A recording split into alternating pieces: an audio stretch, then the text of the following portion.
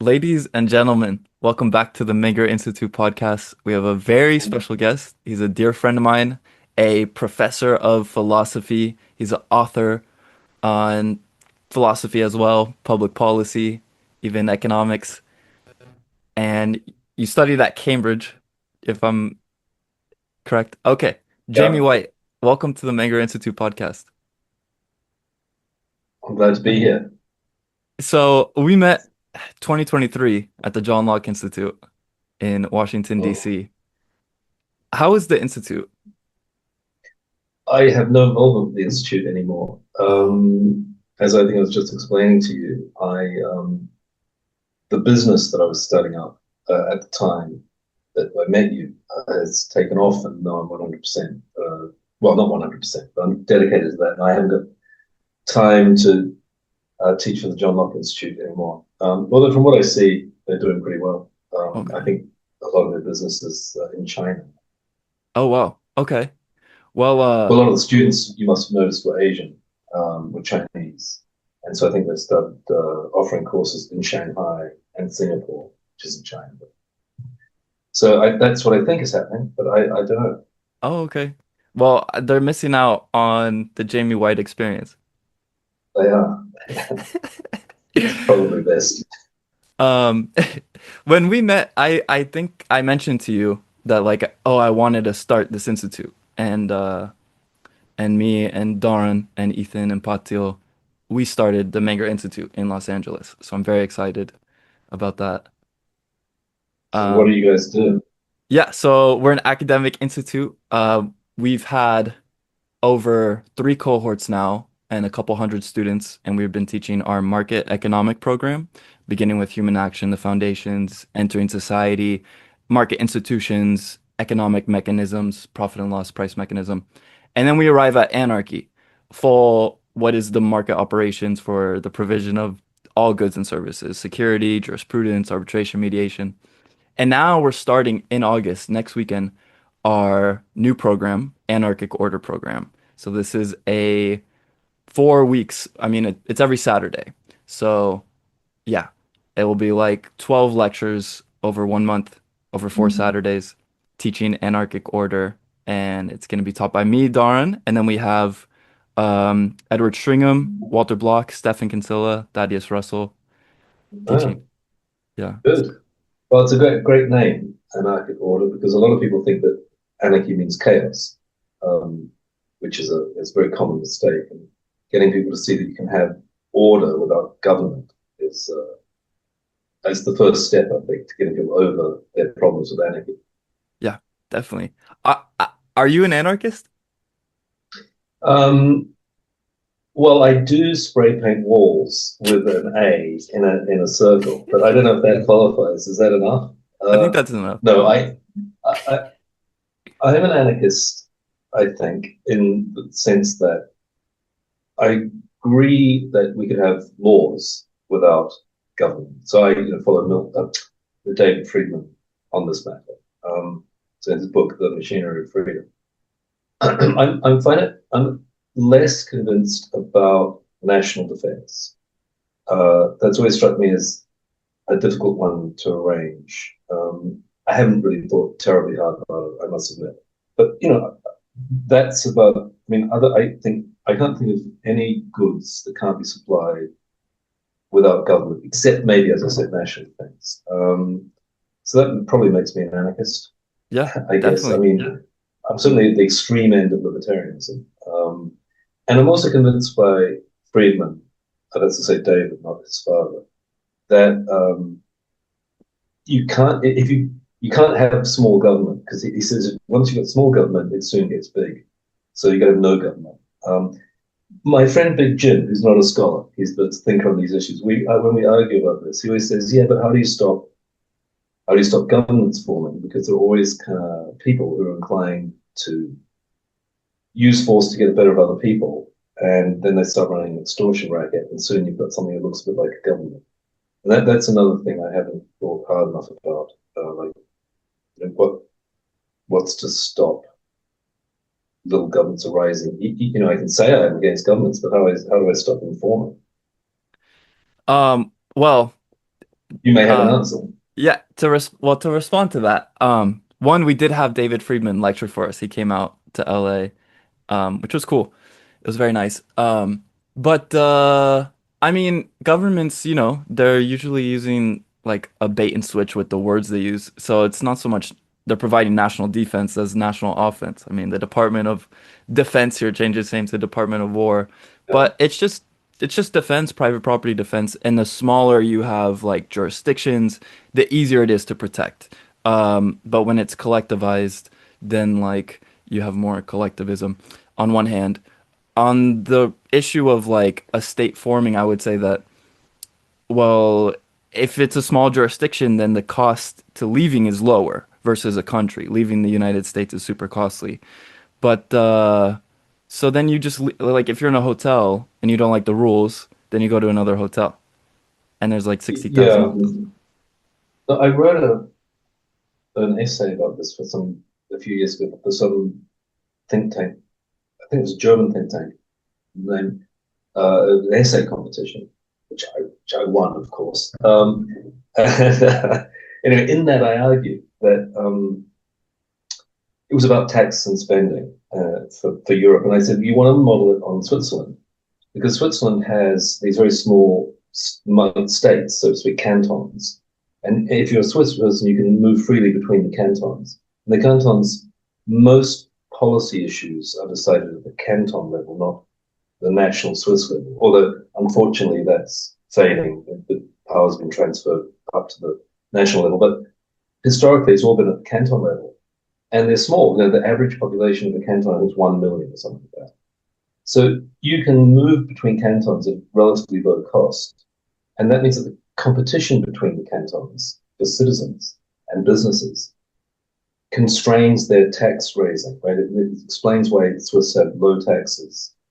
And I think voting, democratic type voting, is a terrible mechanism for getting good policy. And foot voting is way better. So, I just don't like the deal of, like you say, with a hotel, I just go to another hotel. So, yeah, my kind of ideal is you might have lots and lots and lots of little countries. They're more or less private institutions, and they have rules that, and you select between them. And it's not that you go to a country and collectively dictate its rules through democracy. It's rather they are in competition with one another, and you pick the one that suits you best. I mean, I think that's great. One thing you're not going to get on that is the welfare state, because the payers into the welfare state will never go to a country that offers a welfare state, right? Because you know that you're just going to get taxed. Yeah. So, and the people who want to live off other people, who want to live, they'll have nowhere to go because no country will set up like that. The only way you can have a system like that is when you've got more or less captive people and you say, okay, we're going to extract from some segment of the population, give the money to the others who will vote for us to do that. Once you've got a high level of mobility, it's harder to pull off. In fact, sorry if you don't mind me just expanding Yeah. on this a bit because it's very relevant right now in the United Kingdom. Over the last 15 years, taxes have just been edging up and edging up and edging up in the UK as government spending increases. And welfare payments have become absurdly, many, many people now receive welfare. Okay. And the increase in taxes over that period has all been on high earners. So Britain now has an extremely progressive tax system where the vast majority of taxes are contributed by the top 10% of earners. I think, actually, I just read this, the top 10% of earners pay 60% of income tax. The top 1% of earners pay 25% of all income tax. Right? And they're proposing to put it up, up, up. And so what's happening is that people are leaving. They're quite literally just saying, I've had it. Italy has recently opened a non-dom system. Do you know what non-dom means? No. What that is if you're not a national of that country, Britain used to have this. You can live there, you pay a fixed amount, a flat tax, just a dollar amount. And that's it. You don't have to pay any other tax and you can go and live there. And this is extremely attractive to very rich people. So in Britain, it was remarkably low. You paid 30,000 a year on your flat, And then you had to pay tax on any income you made in the UK. But the income you made overseas, that wasn't taxed. So Britain attracted a lot of rich people who were living there. Out of a sense of social justice, they shut this down. So they no longer had this non-dom deal. Italy said, well, we'll do it. And they charged 200,000, but that's still a great deal if you're a really rich person. And so people moving from the UK to Italy, they're moving to Dubai, they're just getting out.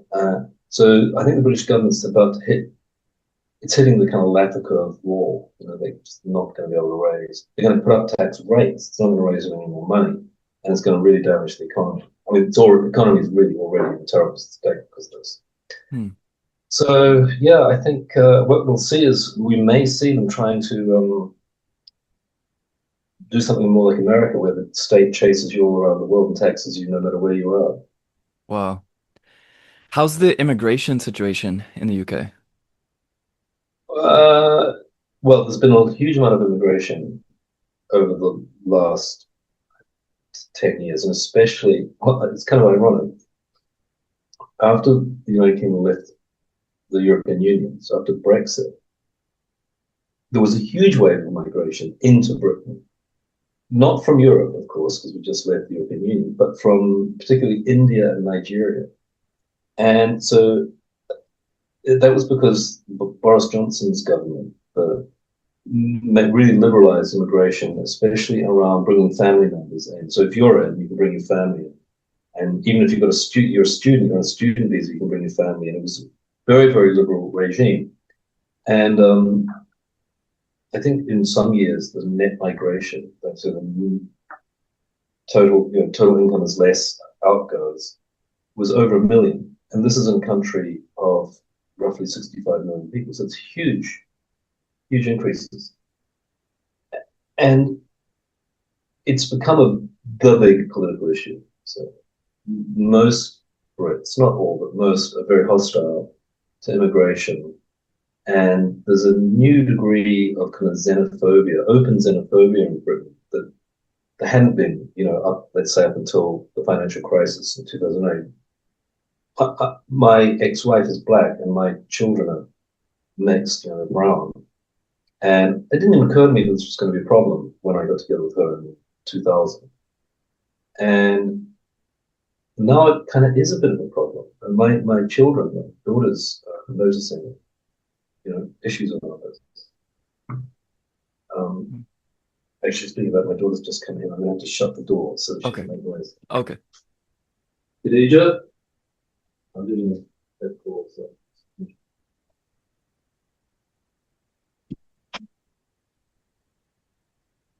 Yeah. So, and the other thing, the other ill effect, I think, of I don't want to blame immigration. I'm pretty free and easy about immigration. But I mean, one of the problems is with the immigration we're getting in the UK is that you can come into the United Kingdom now and just get access to free housing, free education for your children, free healthcare, and cash, all funded by the taxpayers. Beautiful. This is crazy, right? And so we're getting these people from very poor countries coming in, and they get to France, and they don't stay in France. They risk their lives to get across the English Channel because they can just live I mean, by the standards they're used to, they come from very comfortably in the UK. So that's a crazy system. And of course, it breeds enormous resentment. A peculiarity is that a lot of people want what they call social housing, state-provided housing. A lot of British people want that. Obviously, who doesn't want free housing? But if you're a asylum seeker, if you're a refugee, you get priority. So all these people from Northeast Africa and the Middle East are coming over and jumping the queue, so to speak, for free housing. And you can imagine the resentment that causes. And a lot of them are youngish men, and crime rates are higher amongst young men than other parts of the population. So you also get crime associated with them, and this is breeding a kind of hostility. And the political effect is that the populist right has become much more popular. So that's Nigel Farage in Britain. He's got a party called Reform. which are doing extremely well in the polls. There's a chance he'll be the next prime minister. Hmm. And they're not libertarians, these people, or anarchists. What they are, they're what you might call ethno-collectivists. So they want the state to serve the interests of native-born white British people. And that means, providing social welfare and housing, state housing, all sorts of the state arranging society for the benefit of this particular group. So it is a kind of collectivist. It's kind of, I hate banding this word around, but it's kind of fascist. Yeah. It's that's they're not fascists in the classic sense of 1930s fascists, but they are ethno-collectivists, as the fascists were, and they like industrial policy. They like that kind of thing. So that's where things are at in the UK politically. It's not a happy scene. Why why is there such a strong push for migration and incentivizing migration? It's not that they are trying to attract asylum seekers. It's that there's the United Kingdom's adopted various human rights pieces of legislation. Some of it they got from when they were members of the European Union. And this imposes, the courts in Britain have interpreted it to impose duties on the government to look after people who seek asylum in Britain. So really what has happened is that an idea about the duties governments owe, the British government owes to foreigners seeking asylum in Britain, has given rise to this situation where they have to support them, and that of course attracts a lot.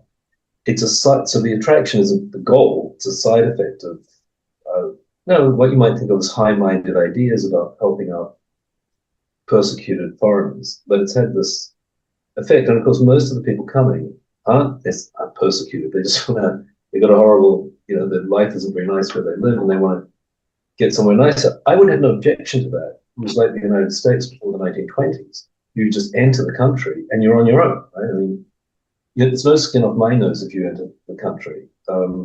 It is some skin off my nose if I have to pay for it. So that's where this is all going wrong. But of course, I would dismantle the welfare state altogether, as would you, I'm sure. And then the problem would go away immediately. But of course, the British population doesn't want that because they most of them want to keep, free healthcare and that kind of stuff, no matter how crap it is. So that's where we're at, and so it might get quite ugly. So you might basically get to a position where you go, well, yes, if you're white and were born in Britain, you're entitled to this stuff. But if you're a foreigner and you haven't been here long enough, you're not here under the right, we don't like you, you can't get it, or you have to go. I mean, one party is talking about mass deportations. A lot of We might people, have an ICE situation.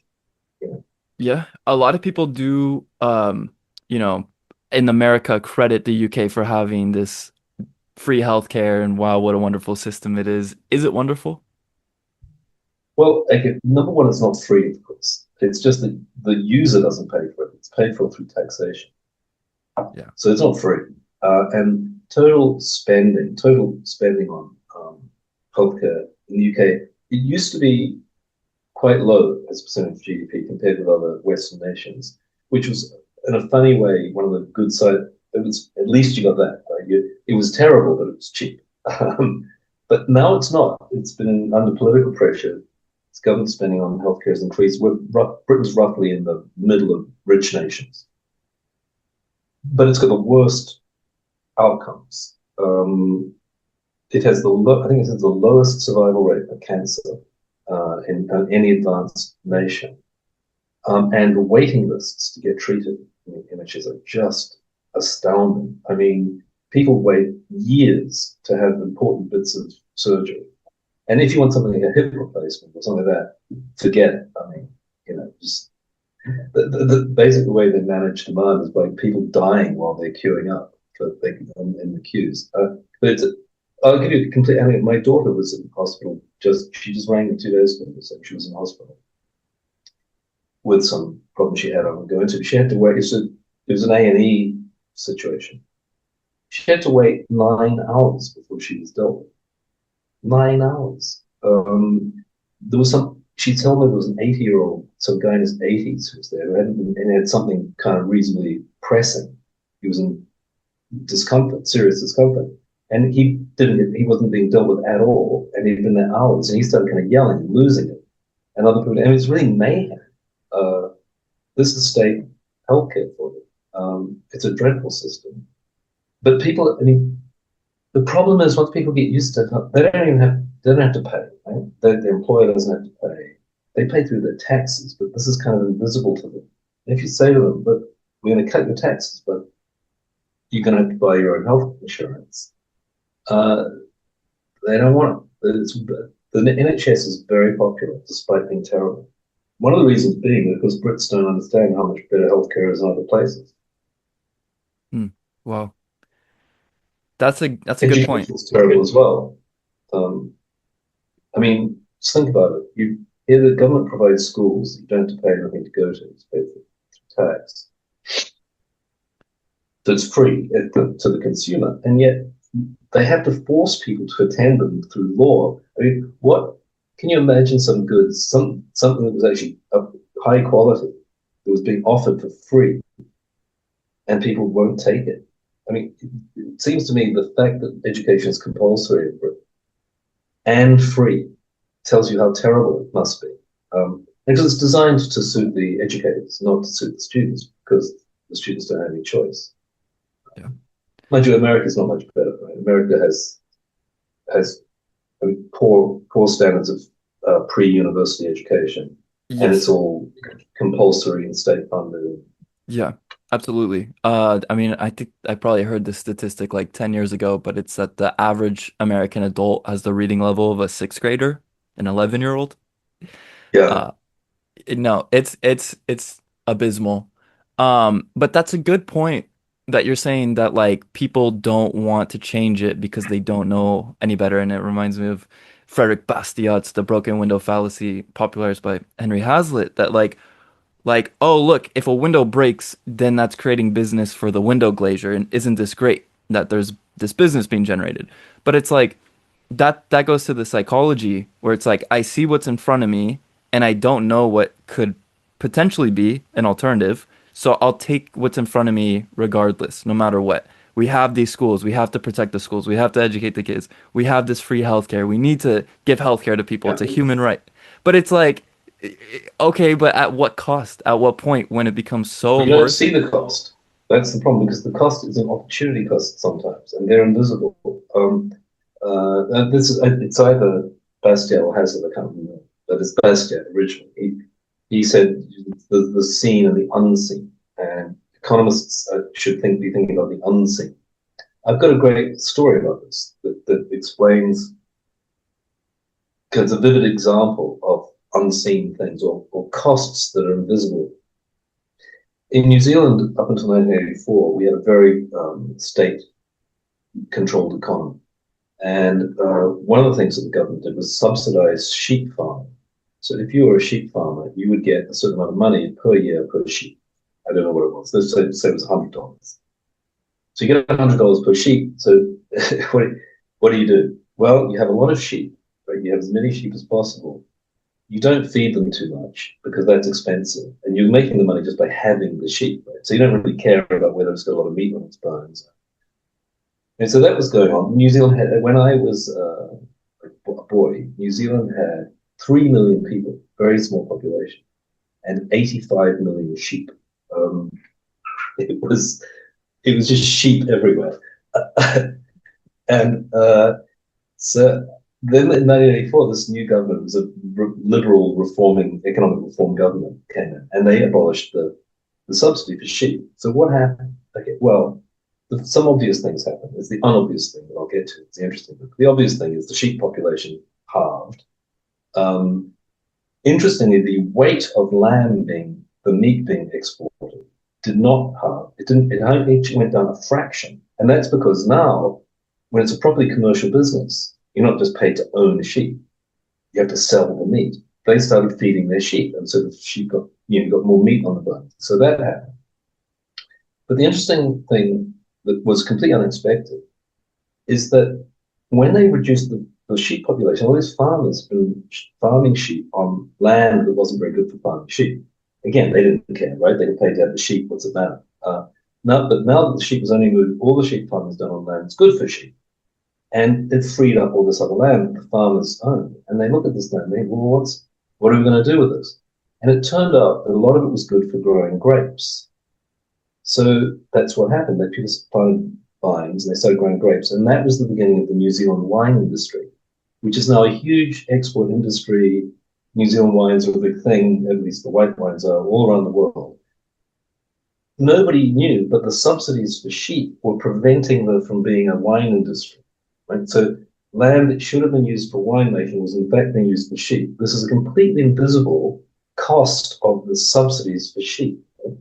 And something like that is always going on when some activity is being subsidized. Um, I think of steel imports into the United States. So your wonderful leader imposes tariffs on imported steel. That drives up the cost of steel. Steel, everything made with steel is then more expensive. So that's bad for the consumers, but it's not only bad for the consumers. Those consumers have less money left over after they've paid for all the steel stuff. They would have done something with that money. What would they have done? Well, I don't know, but some producer, someone other business would have had a chance of getting that money. Now they don't have a chance. And so that some business isn't existing because of the steel tariffs. And we don't know what it is. We can't see it. But there's something. You know there's something. Or some things. It might be good. Yeah, I still remember the lecture you gave to us on tariffs with the John Locke Institute. And it was a very good lecture and you just broke it down practically that like yeah, if you're gonna raise tariffs, it's not that it benefits the consumers at all. Um It, but then it the next benefits year, only the producer of the protected thing. That's the only beneficiary. right. And then I was like, okay, this is like good economic theory and it's interesting and stuff. But then the next year, boom, Trump comes into office and he starts imposing tariffs. And I have friends that have like some import businesses and they're like, this is ridiculous. Like the cost of shipping containers went up. I don't even remember if it was like 50% or 200%, something just so crazy. On top of that, you had all the money printing, devaluing the dollar. So all these forces are driving up the increase in prices. Well, Trump, insofar as he has any economic thoughts, is an old school mercantilist. He thinks that if you sell something to a foreigner, that's good. That's because and you get their money. But if you buy something from a foreigner, that's bad because they get your money. Whereas that's exactly the wrong way around. Imagine you could get foreigners' stuff without ever selling them anything. I mean, it's not possible. Suppose you could. That would be the best outcome because you're getting all the stuff and you're not giving up any stuff for it. The reason you want to export is only because you want to import. If you didn't want to import stuff, why would you export? Why not just keep it? Right? It's crazy. But he unfortunately that doesn't think past. I don't know what. I don't understand it. And it was very interesting that there had been a complete consensus, basically from World War II onwards, that trade was good, free trade, and they steadily removed barriers to trade, at least tariff barriers to trade. Actually, a lot of regulatory barriers were introduced, but tariff barriers were progressively reduced. So that by the time we got to the financial crisis, they were very low. I mean, tariffs were not a big deal, except in a handful of particular industries, agriculture ones particularly, because farmers, for some reason, are very effective lobbyists and get protection. But it was really fading out. And then they started creeping back in after the financial crisis. And now we're back in a protectionist kind of mindset. A lot of governments have it. It's pretty basic economics, but it's a Yeah. bad idea. I remember Trump, I think he was on like Joe Rogan's podcast and he was going off on McKinley and how McKinley had all these great tariffs and that's what he wants to do. Yeah. So He kind of He has, said it's his favorite word or something, didn't he? Tariff yeah, was his yeah, favorite yeah. word. I think he's a better career as a comedian. But um, Yeah. the other horrible aspect of tariffs is that when goods don't cross borders, soldiers do. And we've had Hmm. this this raid in Venezuela and then this attempt on Iran. And I think in a sense, in an economic sense, you kind of have this pressure, like they are connected. If the economy's not doing well, you distract people, take them to war, drum up the national collectivist spirit, make them bear the cost. No, we need to do this. This is suffering for the good of the people. What do you think? Right. Well, the kind of argument, just I could just step back. What is it called? America First. Right? Hmm. This America First. Well, so we should benefit Americans at the expense of non-Americans. That's that. I mean, if and it presents things that are actually mutually beneficial, such as trade, as being not mutually beneficial. As so, if somebody exports something to America and Americans voluntarily buy it because it's a good deal, Americans being harmed. According to people like Trump, Americans are harmed in that process. It's very peculiar, but that's what they claim. And it's representing foreigners as, interacting with foreigners is bad for you is what he's all about. That's what he's pushing, and so of course it promotes hostility. And the good thing about America is that it's a continental country. Let's say it's massive, and America can source a lot of stuff without needing to trade with other countries. Right? Something's triggered you, but, not in the bad way, in the good way. Sorry, that was But just so that was so funny when you said that. Like they've turned this around where trade is bad for people. It's very peculiar. It's so well, crazy. but if you see foreigners in as takers and a threat, which is how Trump wants to present them, yeah, it makes war more likely because you're going to have public support for it. But as I was saying, though, America doesn't on the whole need to take other people's resources because it's so resource rich. I mean, you've got agriculture, oil. It's amazing. America's just such a resource rich country. But other countries, aren't so resource rich, and maybe they'll be more of a threat. I mean, China's got some resources, but it lacks others. Yeah, I don't know. This is all a bit depressing because, as I said to you, in the 90s, after the fall of the Berlin Wall in 1989, and then the end of the Soviet Union, what was that, 91 or something around then, everybody got very optimistic, and things seemed to be headed in the right direction. The world was liberalizing, economies were growing. There was a general optimism, and as I said, liberalism and mentality and policy, and characters like, in a way, Bill Clinton and Tony Blair, though they didn't bring it about especially, they had a kind of sunny disposition. They were attractive human beings, and they didn't say mean things. It was all nice. And then you had 9/11 in 2001, and then you had the financial crisis in 2008, and it seemed to me that the tone of things had switched by the end of that, and we started being more hostile towards foreigners, um, wanting more government control of things because it was feeling insecurity. And that trend has basically just been going on and on and on since let's say 2008. And now we've arrived at a point where authoritarian populists such as Trump and Farage in Britain's hard to pin down. I'm not sure he's an authoritarian actually. He doesn't like foreigners and immigration, but he's otherwise. In the past, he's had quite liberal economic policies. But then coming in Europe, we've got Marine Le Pen in France. Um, there are some the AFD in Germany rising up. And so even in my old New Zealand, there's a guy who's been on the authoritarian right of politics, populist right for years in New Zealand. He's doing really well. So it's happening everywhere, and it's kind of distressing. I don't know what Yeah. to do. I don't know what the answer is at political level. Well, I mean, I think it could be a sign that the it's the decline of the American Empire just made it to 250 years, and the whole situation with the Congratulations, Strait by of the way. Hormuz. Thank you.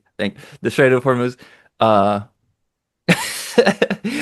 this, yeah. I mean, with Iran, um, with the Israel relations, with the military bases, even with Russia, and using the proxy state, the Ukraine.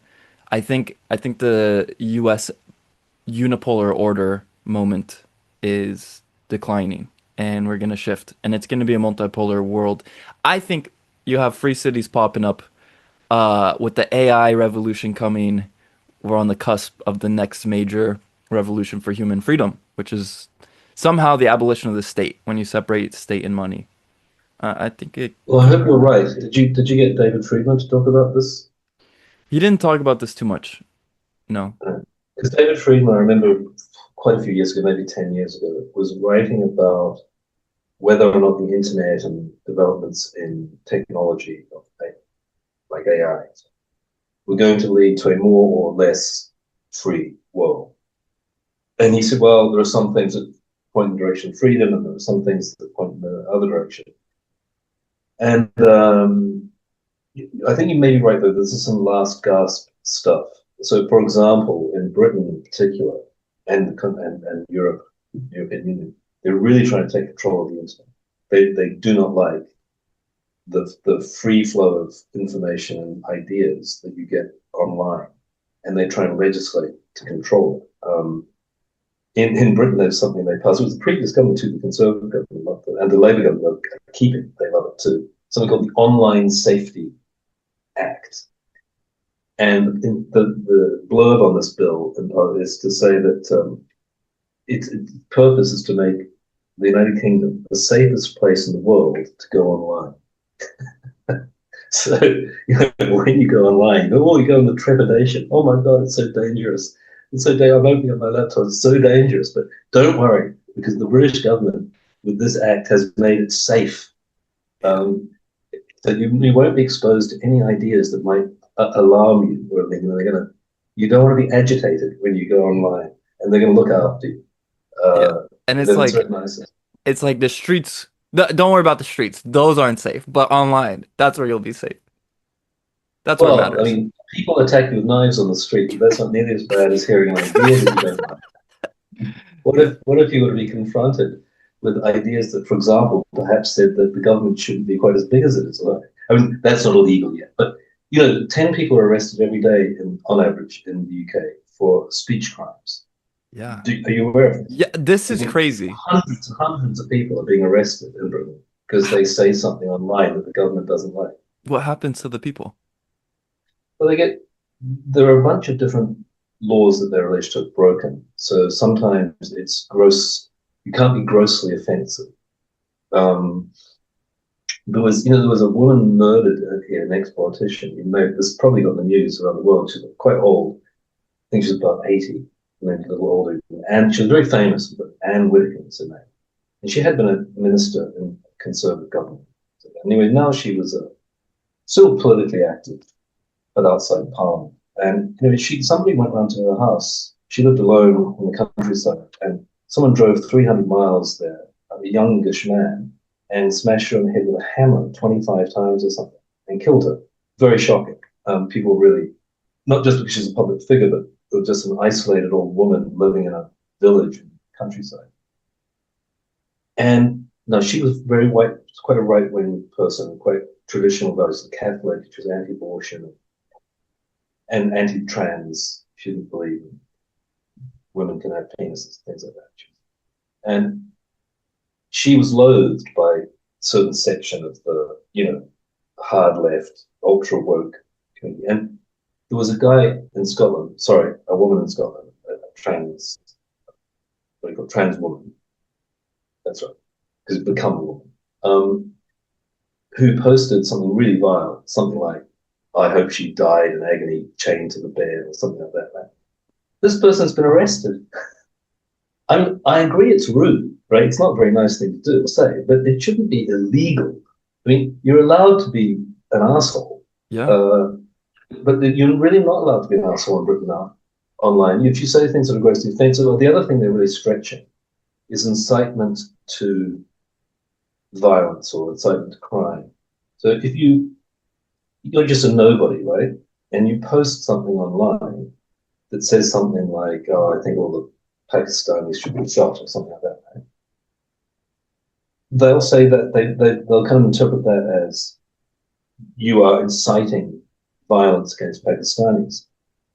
That's not correct under incitement law. Right? Incitement law, there has to be a serious prospect that your words will lead to the. It's not just mouthing off in that way isn't sufficient. And so there's a whole bunch of crimes that they're getting people on. But anyway, the net effect of this is that um, hundreds of people, well, it must be, it's over, no, it's 10 a day. So that's, what was it, 20 a day? I mean, it's really an astounding amount. There's a famous comedian, comedy writer. He wrote a very famous show here called Father Ted, which is very funny. You should look it up. He made some anti-trans statements online. Just, things that some people find a little offensive or whatever, they don't like to hear it. He's coming back from America. He's greeted at Heathrow Airport by six armed police guys with machine guns and arrested and walked up through the airport for that. Right? I mean, all they need, even if they're going to arrest him, all they needed to do is say, please report yourself, take yourself along to a police station. The idea that this man needed armed, SWAT team to get him off the bloody plane. He's a harmless, late middle-aged comedy writer. Wow. So I think it's signaling. It's just trying to intimidate the population. Right? Yeah. Don't step out of line. Don't say these things. And there are no moves to liberalize this. In fact, every move is always more and more regulation of speech. Wow. You've got the First Amendment, very lucky. And the courts defend it are brilliant. The American courts really uphold, they've got a very rigid interpretation of it. You can say almost anything you want in the States. It's really, Yeah. you have that, that's one freedom you really do have that no one else has got. Yeah. I'm sure you have. Yeah. Um, man. Uh, Maybe we could jump back to that, but I do want to talk about something that's less depressing. I have Good. my first draft of my dissertation. We don't have to Oh, we don't have to talk about the topic. congratulations. Thank you. What I is got it. the title? What's the title? Well, it might be The depressing. Economics of Suicide. I remember this. Yeah, you were Yes. working on this. Yes. Yeah. A political economy of voluntary death. And I've been reading a Brazilian professor of philosophy. He's kind of a Nietzschean. He wrote a three-volume series and he's still working on it. It came out in 2024 on the history of suicide. It's very interesting stuff. From the ancient Greeks and the Romans. And then he's like, yeah, in 452, I believe, with Saint Augustine. Augustine called what was voluntary death suicide. And this is a violation of the sixth commandment of the Mosaic laws. Thou shalt not kill, including yourself. So it became a sin, and that was the new interpretation of voluntary death. And the term itself, suicide, sounds like homicide, and that was actually more severe, a more severe crime and punishable than actual homicide. So that's what we have today, and then psychiatry has taken it I, over. Yeah. It's a dumb question here, but you can't really punish somebody who's killed himself. It Oh, must be you the would think so. attempt. You would think so. But actually, they would take bodies, they drag them through the street in the medieval ages or whatever. They would hang the bodies. They would take the property of these people. Yeah, it was a more serious offense. Actually, yeah, the people who I think in the Roman army or wherever who tried to commit suicide and failed, their punishment would be being put to death, which is kind of ironic.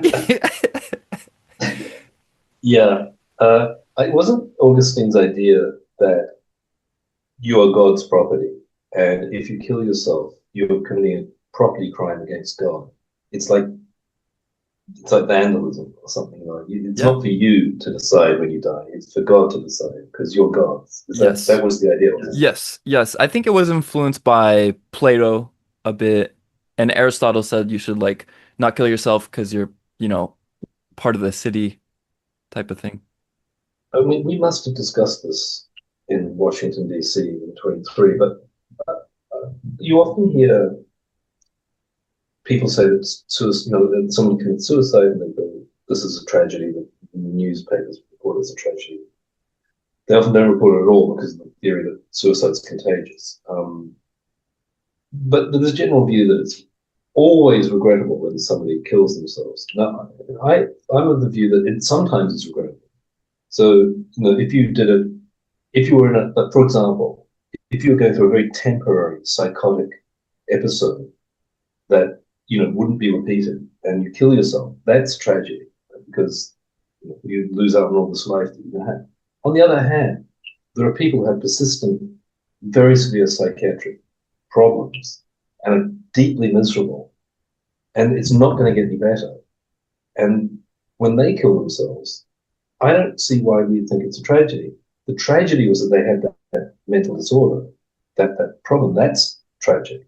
But it might be perfectly rational for them to put an end to it in that way.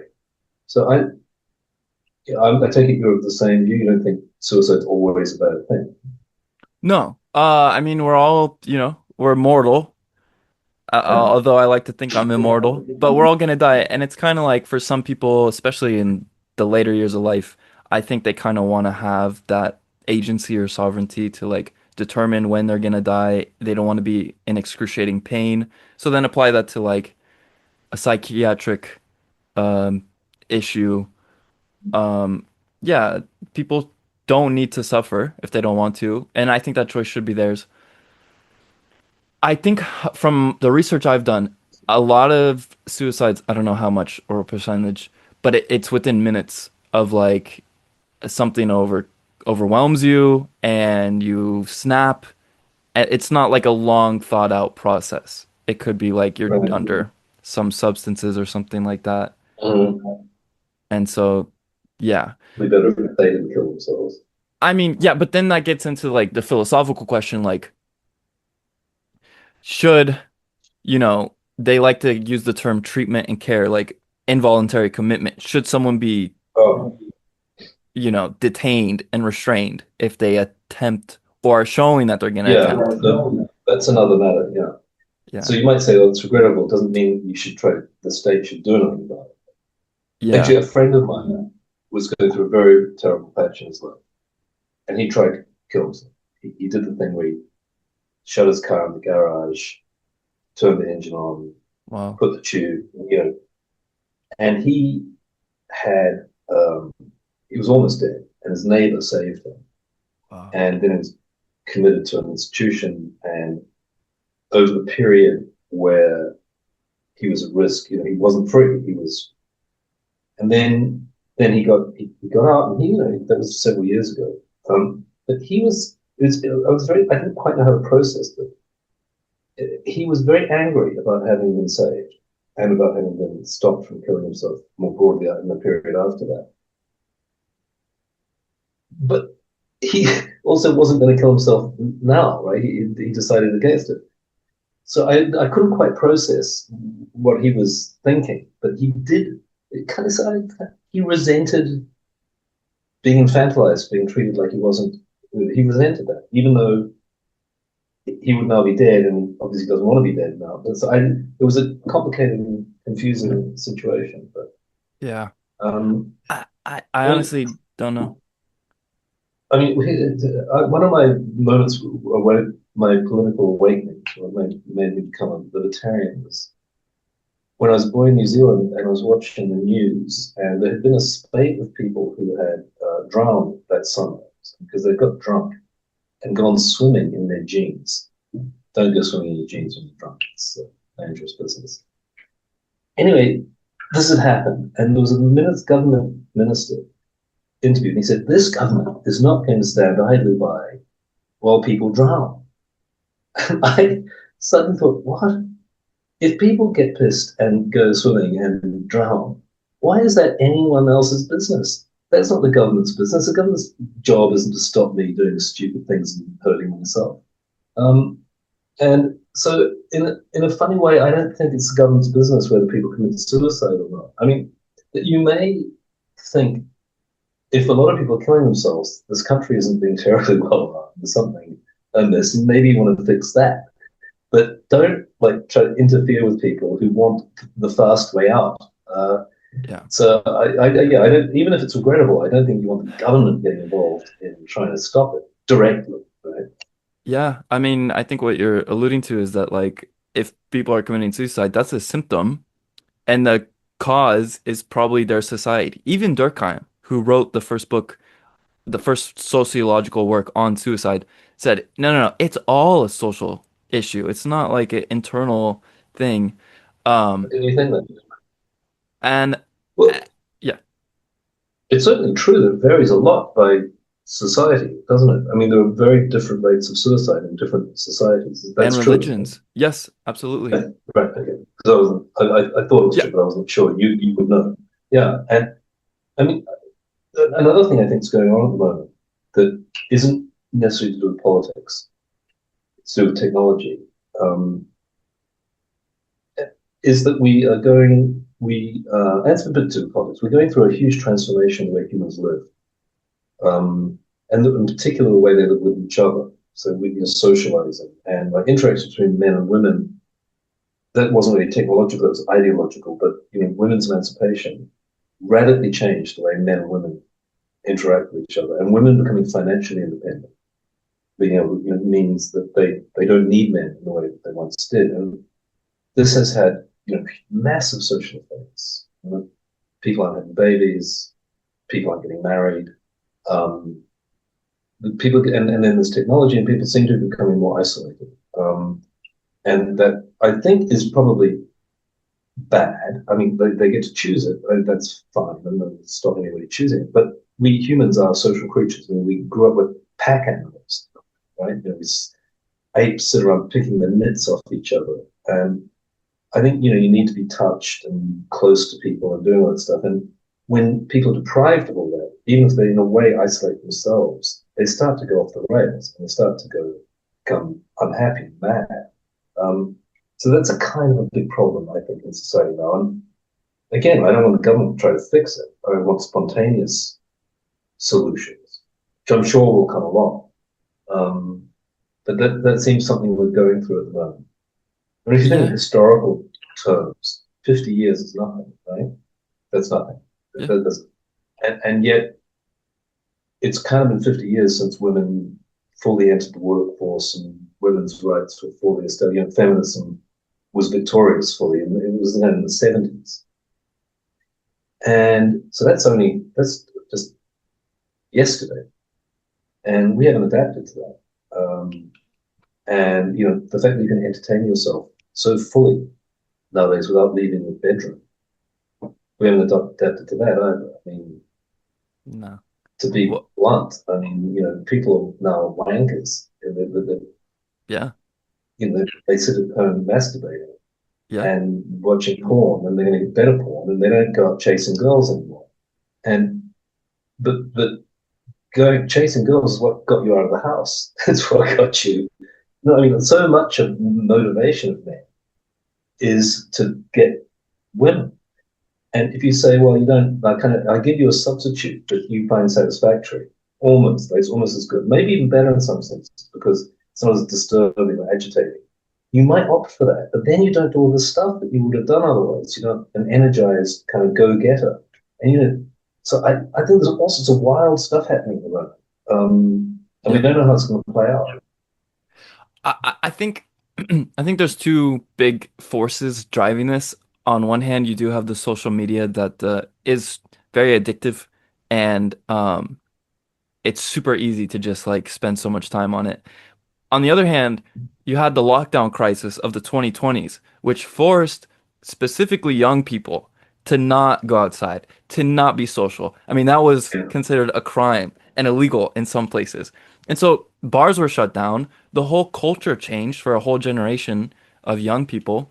And so they don't even know how to go out and like talk to girls, let alone the fear of being recorded on social media. And then Yeah. to your point too about feminism, are you saying feminism failed? It was, I'm not anti-feminist. I mean, for example, I think men get a lot of benefits out of feminism. It's not just women, but so well, you know, I would say, having sorry to interrupt. I like the second wave. I think of feminism of Camille Paglia. But now feminism is turning women into males. yeah, no, I okay. There's the I don't know these general waves or whatever they call it. What are we up to now? The fifth or fourth? Fourth, fifth, But yeah. yeah, the second one, which was I don't. There's Camille Paglia. There's also Germaine Greer, the Australian academic at Cambridge.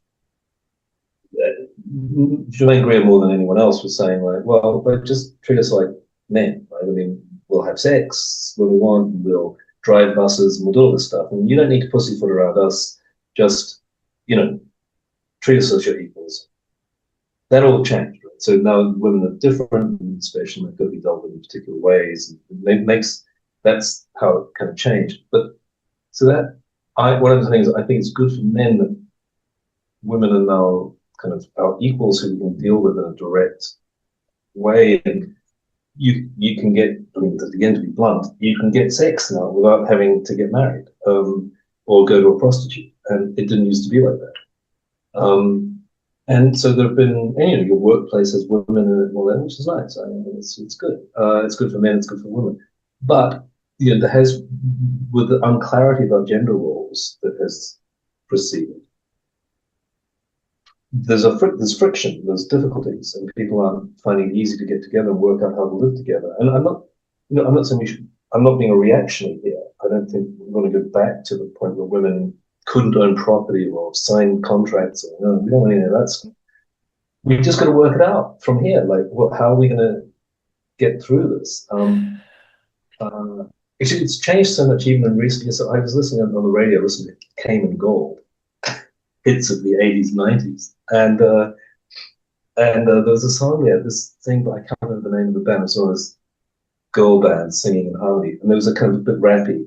And it's a song called What a Man, What a Man, What a Mighty Good Man. Do you know that one? What a man. Anyway, I was thinking, Christ, I can't imagine women bands singing a song so adoring of a man and generally like, praising him and thinking he's a great guy. But it's more, they're all assholes now. And it seems so sweet and naive, but it's only the 1990s, which wasn't that long ago. Might have even been the noughties. So everything seems to have broken down between people don't like each other anymore. Men don't like women and vice versa. You got these incel weirdos, and foreigners, not people from different countries, aren't getting along as well as they used to, and races. I don't know why. It's really, Yeah.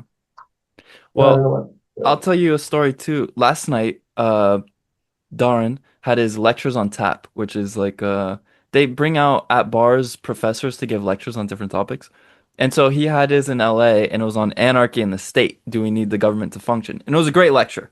Everyone loved it. It was like 60 people. But This is we at a went out, bar. it was at like a bar, yeah, in LA. So it was awesome. The first time they ever had this lecture and Darren gave a great lecture.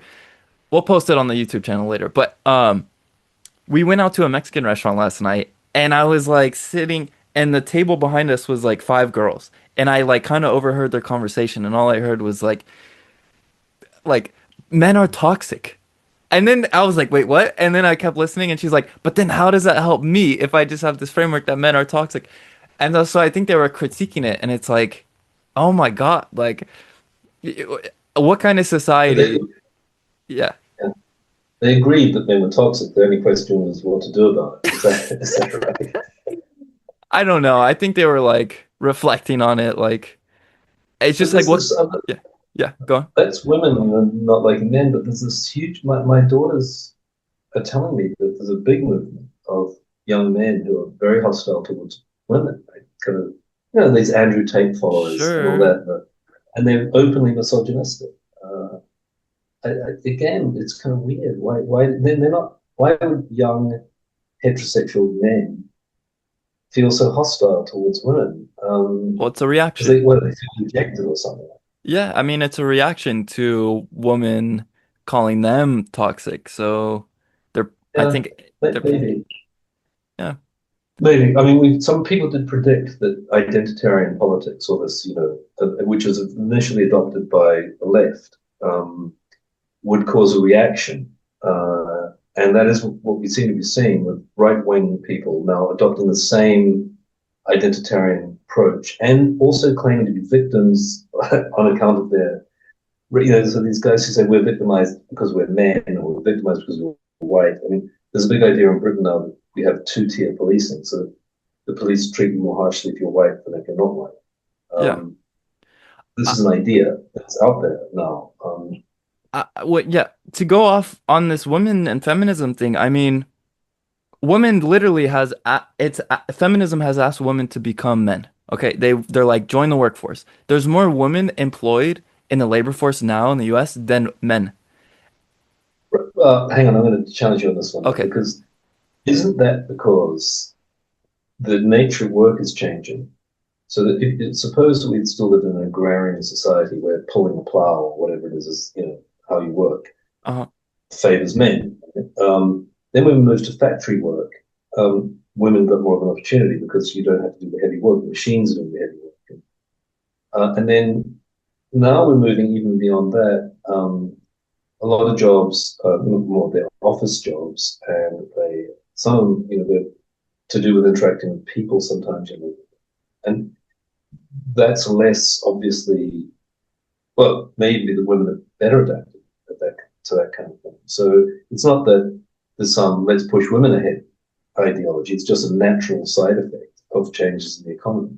Well, You okay, know, but to push back on that a little bit, I mean, you have race and gender that play a factor in hiring people for corporate jobs, especially university jobs. I mean, people hasn't that fizzled? And at university, I'm sure it's still true, but it's fizzled out a bit, hasn't it? And I DEI think a little is kind of bit. hasn't it faded. Yeah, Yeah, but I it mean, hasn't at universities. I know. okay, Keep up with some of my old cronies, and they tell me yeah. it's Okay, still like sure. The nature of employment and labor has changed. But I think the nature of society and ideas about equality and feminism has also changed people. And I mean, on one hand, it's like, well, maybe that's great for men, you know? Like, don't work. Just have a wife who works. She comes home and brings the money in. But I thought that was for the whole some men who system. live. I thought that was the whole Yeah. system of if you're gonna have like a wife and she's pregnant for 9 months to a couple years, taking care of the baby, that you're the one going out in the world, working, bringing money home, providing for the family. Well, yeah, that's kind of what I've been getting at. So the thing is that was all very well understood. It was a very stable arrangement for a very long period of history for economic. Basically, I'm not a Marxist, obviously, but I do think the Right. mode of production, as Marx would call it, has a big effect on how we live. Obviously, if you're a farmer without farmer machinery, modern farm machinery, you live a certain way. If you're an office worker, you live a different way. Mhm. And gender roles are adapted to that as well. So gender roles are changing. I don't think it's making people happy at the moment. It's not really quite working out. But there's hopefully we're just in an adaptation phase. I mean, um, you don't want male quotas, do you? You just go and No. let people apply the job, see what happens. You know what, Jamie, though? It is 2026, and I forgot that men can get pregnant and a woman can have penises. So, Again, that stuff's dying off too. I mean, the peak of that kind of crazy stuff was what 2020, 2021. It actually yeah. coincided with lockdown, which was problematic because it felt crazy enough without being told there were women with penises. Uh, so I think that we just need to let this play out and don't panic. Yeah. Yeah. But yeah, I think people need to. I mean, there are some serious social problems going to come over. So, well, I do business in China now, and the Americans may not be aware of this, but the birth rate in China has collapsed, completely collapsed, and not it in really recently as well. So, these are long-term demographic trends. You think, but the birth rate in China fell dramatically in like 2022, 23, 24, around then. And you're going to have you're going to have a shrinking and rapidly aging population. And well, that's a big problem because you're going to have the dependency ratio will go through the roof. And that's just everybody's poor. But, Ireland there was a so-called economic miracle in Ireland in the 1990s. And GDP per person really went up a lot. Ireland had been quite a poor country, and now it's not at all. It's one of the better off countries in Europe. And people were looking, what's the reasons? They changed tax policy and they did this and that. And it was all really interesting stuff. But then I saw an analysis came through and said it's completely explicable by the dependency ratio. The reason Ireland had a terrible dependency ratio, that's because they had so many children.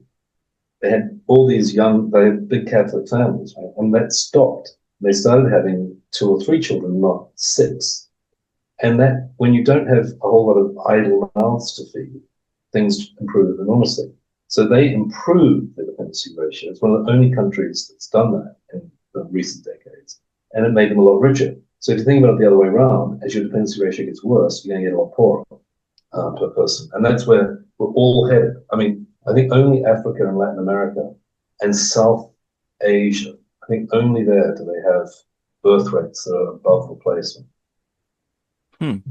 So you're going to have, and the effect of this accelerates because what happens is you don't have so many children. So then there are fewer young women of childbearing age. So, and then they have even fewer children. So the next generation of women of childbearing age is getting tiny, and suddenly the population is disappearing. I mean, it sounds wild, but we could see really dramatic population declines over the coming century. Sorry, so with With Ireland, there no was one to wipe your ass when you're old. No, Ireland was the other way around. They stopped having so many babies. They had too many babies. And so a lot of people would leave Ireland when they grew up. So you've got a country filled with children. And now they have fewer children. And so because children, there are 2 kinds of dependents, right?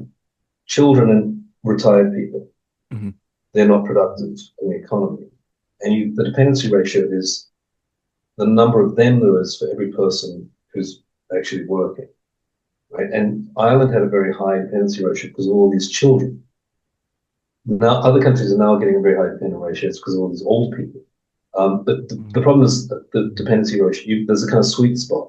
Right. You don't have too many, you don't have too many children or too many old people. Well, Jamie, I have a solution. Let's hear it. Compulsory child labor and raising the retirement age to 90. Compulsory. That doesn't sound like you. Um, what actually one It's thing a that foolproof would help. solution. Well, one thing that's going to happen, what is happening anyway, is people working a lot longer. They're working up to 70, past that even. If things, I mean, if things don't work out for me with this business, I'm facing it. No, I'll try to die at work. in the minds of the Walmart shopping carts. Actually, there's a very depressing article I read in the paper. This woman had a high-flying kind of job, and then she left to look after her kids or something, and then she wanted to come back, and she can't get a job again. She said to the people who say, "Why don't you just get jobs stacking shelves at a supermarket?" And she said, "I tried. I can't. I can't even get a job stacking shelves to the supermarket." So I don't know what's wrong with it, but I think it's really tough out there to get even like if I presented myself at the supermarket and said I want to stack shelves, I think they might tell me to bugger off. Yeah. So things had better work out with this business. Yeah, they will. They will. Jamie, thank you. This It is was a one of those. pleasure. Is there anything else you'd like to mention on the podcast? Um, no, I don't think so. I just hope you'll send me some explanation of how we can have national defense Okay, I got without you. Easy. without a state. Okay. You don't Easy. do it now. You need to write it down. Okay, I Or got you. just refer me to the right source because I don't know. I I don't know will. where it is. Yeah. Robert Murphy has some good talks and work on this. Ah, I he's mean, the guy who doesn't like uh, Paul Like Krugman? New York Times. Yeah, Krugman. Murphy's, is that Murphy, is it? Yeah, yeah. Yeah, yeah, okay. I'm okay. To circle You back, send it to me. yeah, I'll send it to you. But to circle back real quick to national defense, private defense would be much more efficient and better at defending than national defense on one hand. But it also be like, well, what's the reason that cities are being attacked in the first place? I mean, if we have cantons or jurisdictions or free cities, then like why would a city being attacked in the first place? Like a city in California, a city in Arizona, a city in Texas. Why is then Iran gonna attack these cities? I mean, obviously it's because the US government military is aggressive and it's attacking other people. So I think you come to the conclusion that, oh, we can live in a world without war. And it's not utopian, it's just you won't have mass scale wars like the 20th century and the age of democracy and the world wars. I mean, this is just a product of statism, not of freedom. Yeah, maybe. It's probably connected with the question of how you stop states from forming. I think they're probably related questions.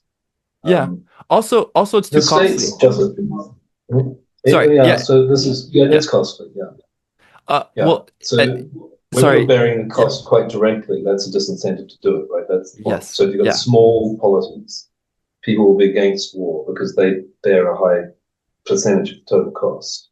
Yeah. Right. I But if mean, you one of can print the, it, yeah, if you can print the money and make people pay for it in the future, then it's you have a whole industrial complex to go to war and make missiles and yes, then use the missiles. but how are you going to get China subdivided into 1,000 microstates? How are Um, you going to do that? I mean, over time, Come on, tell me now. you just need one city to be super free and prosperous. It's gonna become the model, and then people will realize that this whole nation state. Well, I don't know that you're right. I think history proves you wrong on that because China's got such a city. It's called Hong Kong. It was really free and really prosperous. And look what the Chinese are doing. They're trying to pull it into the unfree and less Okay, prosperous okay. main bit of China. Well, Singapore's a nice example too. Everybody can see Singapore. That's a great. It's not that free actually, but Hong Kong was very free. I mean, okay. Hong Kong, by the way, you may or may not know this. I guess you do. But if you want a real live example of something close to libertarianism, Hong Kong, prior to the Chinese taking it back, was about as close as you're going to get I mean, they had very light government. I think you didn't even have to send your kids. They didn't even have state secondary schools. They only had state primary schools for a while. It was really, I think, very low taxes. Really. But you're right, nobody attacked Hong Kong. Well, You may be right that nobody's going to want to. Why would you attack a city state? What would the point be? well, I don't really know why we attack people. I mean, your government's very keen on bombing yeah. foreigners. Oh, we have a fetish I for it. never, I never quite see. It's never entirely clear what the point is, right? I mean, they make up points, but you Yeah. can tell it's not really the point, right? So, I mean, Trump made up, I don't know, five different reasons for bombing Iran. He kept switching between them, but um, you think, well, what is actually going on? Why does he really want to do it? I don't know. I never understood. I mean, do you remember Libya? Do you remember when they bombed Libya? The British government was involved in that too, Britain, France, and the United States. Why? They didn't like Gaddafi. I mean, it created mayhem in the region. I couldn't see any benefit whatsoever to the countries that did it. And you think, it's a, I don't know, it's a mystery. Well, Um, it's because I of guess some the people who study it, we could answer it, right? We should probably just study it. yeah, If I maybe. if I really want to know why they do it, I could find out. Yeah. I don't think they say National Endowment of Democracy and maybe the Greater Israel Project, but it's because of the $6 trillion honeypot of Raytheon, Boeing, Lockheed Martin, General Dynamics making these Oh, making these missiles. And we got to use the missiles, yeah, Jamie. Don't you know we need to spread democracy yeah. via missiles? It's worked Peace. in the past. Yeah, peace through strength. And to your point about Hong Kong, okay, we also had a socialist society called the Soviet Union, and that collapsed. So, Yeah, I mean, China's not really. I go there quite. I go there twice or three times a year now, and it's a funny, it's an authoritarian one state system, and there's incredible amount of surveillance and no freedom of speech on political matters. Hmm. But the economy, in terms of starting up a new business and developing new products and building something, is actually freer than in the United States and Yeah. in Britain, and so it's quite dynamic economy in areas that are not touched by that don't bang up against the party, the Communist Party, and they're in fact it's a really cutthroat business environment. There's so little protection, but it's so highly competitive that pricing, it's almost impossible to make a profit because pricing competition is so severe. So it's like textbook economic theory, right? So any surplus is competed away almost Wow. instantly, and you get impressive levels of service and quality in China, or at least in Shanghai and so-called tier one cities. So it's kind of mixed. You got a communist political system, but a large degree of capitalism in the economy. So they have learned some lessons from Hong Kong. They just don't want to give up uh, control, Yeah. power. All right, dude, I'm keeping you too long, and I got to get back to Okay. getting getting ready. Jamie, thank you so Um, much. Thank you for having me on. It's always a pleasure to talk to you. Yeah. Yeah. Okay. We'll stop the recording.